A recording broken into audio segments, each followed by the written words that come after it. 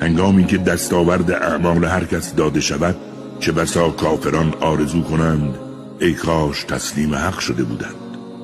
رهایشان کن تا بخورند و در لذتهای دنیوی غرق باشند و آرزوهای دست نیافتنی سرگرمشان سازند. به زودی حقایق را خواهند فهمید. و ما اهل هیچ شهر و دیاری را هلاک نکردیم مگر آنکه پایان کارشان در کتابی مشخص شده بود. هیچ جماعتی از اجلی که برایشان تعیین شده نه زودتر آیند و نه تأخیر کنند. منکران حقیقت گفتند ای کسی که قرآن بر تو نازل شده، بیشک تو دیوانه‌ای. اگر راست میگویی چرا فرشتگان را به ما نشان نمیدهی؟